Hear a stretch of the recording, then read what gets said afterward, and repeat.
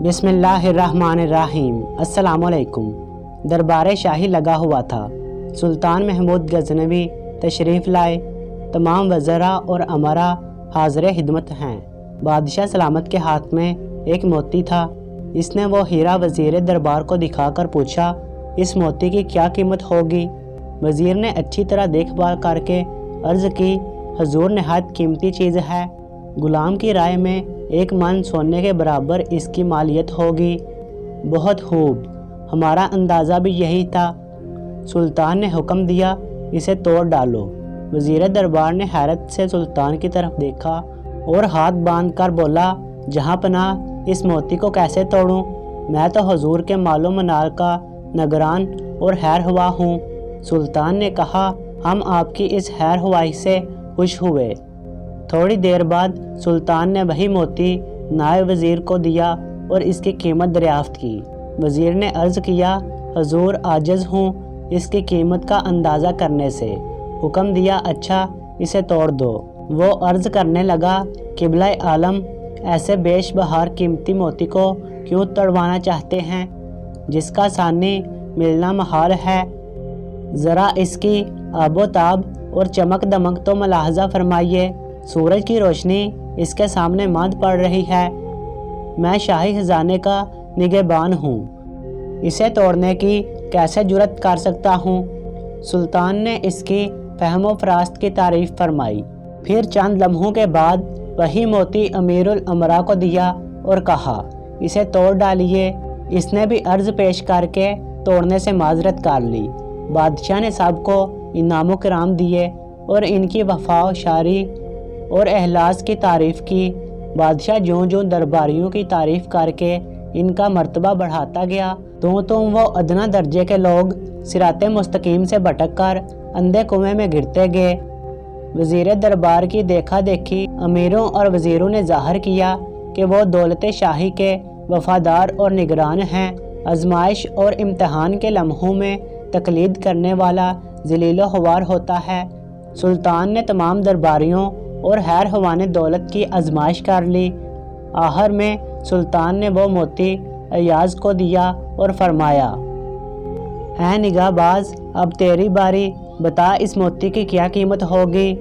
ایاز نے عرض کیا، اے آقا، میرے ہر قیاس سے اس کی قیمت زیادہ ہے۔ اچھا، ہمارا حکم ہے تو اسے توڑ دے۔ ایاز نے فوراً اس ہیرے کو ٹکڑے ٹکڑے کر دیا۔ وہ غلام آقا کے طریقے امتحان سے آگاہ تھا، اس لیے کسی دھوکے میں نہ آیا۔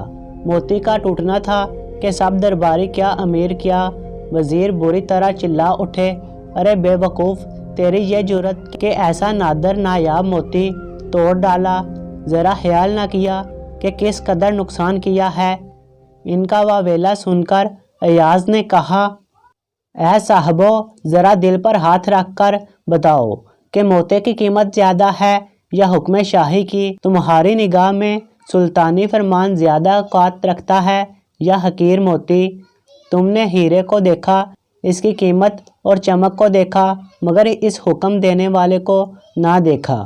وہ روح ناپاک اور بد خصلت ہے جو ایک حقیر پتھر کو نگاہ میں رکھے اور فرمان شاہی کو نظر انداز کر دے۔ جب ایاز نے یہ بیت سر عام کھولا، تب تمام ارکان دولت و منصب کی آنکھیں کھلیں۔ ندامت اور ذلت سے یہ حال تھا کہ کسی کی گردن اوپر نہیں اٹھتی تھی۔ سلطان کے سامنے یہ عذر پیش کرنا چاہا کہ وہ خیر خواہی مال میں شاہی فرمان کی اہمیت کو بھول گئے تھے۔ سلطان نے کہا، معمولی پتھر کے مقابلے میں تم میرا حکم توڑنا زیادہ ضروری سمجھتے ہو۔